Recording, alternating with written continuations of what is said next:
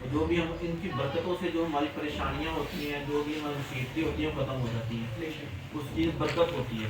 جہاں اللہ کا ذکر کیا جائے وہاں پہ 40,000 تک اللہ کی رحمت نور کے فرشتے ہوتے ہیں. اس لیے ہم کو چاہیے کہ اپنے گھروں میں محفلیں منعقد کریں. اس سے یہ اللہ کا ذکر ہوتا ہے. اللہ کا ذکر ہوگا، لوگ آئیں گے، مل کے بیٹھیں، کون کس کی آمین قبول ہو جائے، اس کی آمین کی برکت سے ہماری دعا قبول ہو جائے. کون سیدھے راستے میں چل پڑے کسی کو نہیں معلوم. یہ تبلیغ اسلام کا بھی سلسلہ ہے، یہ اللہ کے نام لینے کا بھی طریقہ ہے. اس طرح گھر میں برکتیں بھی ہوتی ہیں، رحمتیں بھی ہوتی ہیں. اس لیے کوشش کریں کہ انشاءاللہ یہ محفل شروع ہوئی ہے اور انشاءاللہ کہ اللہ نے کرم کیا تو ہر مہینے یہ محفل ہوا کرے گی. وہ آپ سے ہے کہ آپ شکر کیا کریں انشاءاللہ. اللہ ہماری بڑی پریشانیاں دور فرمائے، اسی راہ کرنے کی توفیق عطا فرمائے، دین اسلام کو سمجھنے کی، اس پر عمل کرنے کی توفیق عطا فرمائے. ہمارے بچوں کو بھی، ہماری آنے والی نسلوں کو بھی اس محفل کی، اس اللہ کے ذکر کی برکتیں حاصل ہوں. دنیا میں آنے کا مقصد مین یہ ہے. ہم نے اس کو مقصد کو دنیا کو اٹھا لیا. ہم دنیا کے پیچھے بھاگنا شروع ہو گئے ہیں. اور اللہ تعالیٰ نے فرمایا کہ دنیا کے پیچھے بھاگتا ہے، دنیا کو حکم دے دیا کہ اس کو بھگا. جو میرے پیچھے بھاگتا ہے اس کو اللہ کی برکتیں بھی دیتا ہے، دنیا اس کے پیچھے بھاگتی ہے. اب آپ کی مرضی ہے، آپ نے منہ کس طرف کرنا ہے. اگر ہمارا منہ دنیا کی طرف ہوگا پھر دنیا ہمارے آگے ہے، اور ہمارا پیٹھ ہماری کمر دنیا کی طرف ہوگی پھر دنیا ہمارے پیچھے بھاگے گی. ہم پھر آگے ہوں، دنیا ہمارے پیچھے بھاگے گی. دنیا میں پیسہ سارا کچھ آ جاتا ہے، کیونکہ دنیا جنت نہیں ہے. ہم اس کو جنت بنانے کے میں چلے گئے ہیں کہ دنیا کو ہم جنت بنا لیں. جنت یہ نہیں ہے. اللہ سے کوئی بھی نعمت مانگی تو جنت یہ نہیں ہے. جنت مرنے کے بعد کی ہے. یہ ہمارا تیاری کا حصہ ہے.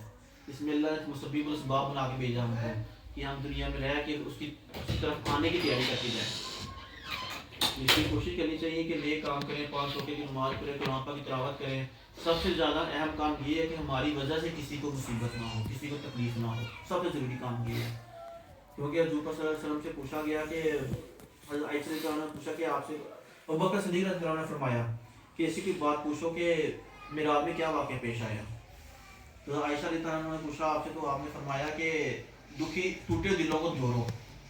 جب واپس ابوبکر صدیق رضی اللہ عنہ کے پاس یہ بتایا آ کے کہ حضور صلی اللہ علیہ وسلم نے یہ فرمایا کہ ٹوٹے ہوئے دلوں کو جوڑو، تو آپ رو پڑے.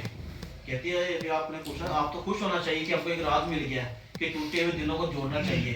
کہتے ہیں میں اس بات سے رو رہا ہوں کہ ٹوٹے ہوئے دلوں کو جوڑنے پہ اتنا ثواب ہے اور جڑے ہوئے دلوں کو توڑنے پہ کتنا ہوگا عذاب، کتنی مصیبتیں ہوں گی. تو اس لیے ہم کو چاہیے کہ ہماری ذات سے کسی کو تکلیف نہ ہو. کوشش کریں حتی الامکان کہ ہماری سے کسی کو دوسرے کو فائدہ ہی پہنچے. اجر دینے والا اللہ ہے. بندے سے اجر کی توقع کریں گے پھر کوئی فائدہ نہیں ہے. ایک بندہ کیا دے سکتا کسی کو؟ کچھ نہیں دے سکتا. مطلب ہے تو سب کچھ ٹھیک ہے، مطلب ختم تو سب کچھ ختم. تو کوشش کریں کہ اجر کی جو ہے وہ آس اللہ سے لگا کے بیٹھے، امید اللہ سے لگا کے بیٹھے. بے شک کسی کو پانی پلا دیا، کسی کے کام آ گئے، جس طرح کا دنیا میں ایک دوسرے کی مدد کی ہم نے، اس کی اجر اللہ سے مانگے. اللہ اس کو بہترین اسباب پیدا کرتا ہے، بہترین اجر دیتا ہے اللہ. ہم بندوں سے توقع لگا کے بیٹھ جاتے ہیں، یار میرے ساتھ کام کیا بھی میرا کام کرے. اب وہ کیا کرتا ہے؟ کام کر سکتا ہے، تو خود محتاج ہے. تو ہم اس کو کیوں نہ در کھا لیں؟ تو سب کو دینے والا ہے، دو بلا وجہ سب کو دیتا ہے. کافروں کو بھی دے رہا ہے، ہر مسلمانوں کو بھی دے رہا ہے، سب کو دے رہا وہ، کیونکہ وہ سب کا رب ہے. اس نے یہ نہیں فرمایا میں مسلمانوں کا رب ہوں یا میں کسی خاص فرقے کا رب ہوں یا میں اس کا نہیں. ان سے کیا الحمدللہ رب العالمین، میں تمام عالمین کا رب ہوں. تو جو اس کی عبادت کرتا ہے اس کو بھی وہ دیتا ہے، جس کی عبادت نہیں کرتا اس کو بھی وہ دے رہا ہے. عبادت کرنے کے لیے ہم کو پیدا نہیں کیا اس نے. اب عبادت ہی کروانی ہوتی ہے، اس لیے فرشتے عبادت کرتے ہیں. ایک دفعہ عبادت کا دوبارہ کا نمبر ہی نہیں آتا. تو ہم اسے کیوں عبادت کروانے کے پیدا کیا ہم کو؟ ہم سے عبادت کے ساتھ ساتھ ان کے کام مجھے پہچانو میں کون ہوں، میری معرفت حاصل کرو. میں دنیا کو کیوں بنایا ہے؟ نماز پڑھنے کا کوئی مقصد ہے. صرف ٹکرے مار کے واپس آ جائے نماز نہیں ہے. یہ تسبیح لے کے اللہ اللہ کر لینا ہی تسبیح نہیں ہے، اس کا فائدہ نہیں ہے. اللہ کہہ رہے ہیں مطلب کہ اللہ ہے.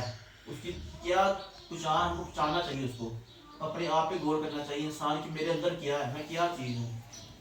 میرے اندر ہی ہم گندگی سے بچتے ہیں، یا گندگی ہاتھ نہیں لگانا پلیت ہو جائیں گے، ہم یہ ناپاک ہو جائیں گے. وہ سب گندگی دنیا میں جو بھی ہمارے اندر سے نکل کے جاتی ہے، اوپر سے کھاتی ہے نیچے نکل جاتی ہے. پانی ملین واٹر پینا ہے، صاف پانی پینا ہے، گندگی والا پانی نہ ہو. لیکن جب وہ پیتے ہیں تو نیچے اپنے پانی اپنے ہاتھ کو لگ جائے تو عذاب بھی ہے، گناہ بھی ہے، تو کپڑے بھی نہ پاک. پھر انسان اپنے آپ کیا سمجھتا؟ کچھ بھی نہیں ہے. تو اس لیے کوشش کرنی چاہیے محفلوں میں، اپنے گھروں میں منعقد کریں. کوشش کریں یہ مہینے میں ایک رات میں محفل ذکر کریں، اللہ کا ذکر کریں، لوگوں کو اکٹھا کریں، مل کے بیٹھیں. جب لوگ ملیں گے آ کے آپس میں کوئی مسئلے مسائل کسی کو پریشانیاں ہوں گی وہ ہم کوشش کریں گے دور کرنے کی. تو اللہ ہم سب کو اس محفل میں حاضر ہونے کی اور اس کی برکتیں حاصل ہوں. اعوذ باللہ من الشیطان الرجیم، بسم اللہ الرحمن الرحیم. قل يا أيها الكافرون لا أعبد ما تعبدون ولا أنتم عابدون ما أعبد ولا أنا عابد ما عبدتم ولا أنتم عابدون ما أعبد لكم دينكم ولي دين. بسم الله الرحمن الرحيم. قل هو الله أحد الله الصمد لم يلد ولم يولد ولم يكن له كفوا أحد. بسم الله الرحمن الرحيم. قل هو الله أحد الله الصمد لم يلد ولم يولد ولم يكن له كفوا أحد. بسم الله الرحمن الرحيم. قل هو الله أحد الله الصمد لم يلد ولم يولد ولم يكن له كفوا أحد. بسم الله الرحمن الرحيم. قل أعوذ برب الفلق من شر ما خلق ومن شر غاسق إذا وقب ومن شر النفاثات في العقد ومن شر حاسد إذا حسد. بسم الله الرحمن الرحيم. قل أعوذ برب الناس ملك الناس إله الناس من شر وسواس الخناس الذي يوسوس في صدور الناس من الجنة والناس. بسم الله الرحمن الرحيم.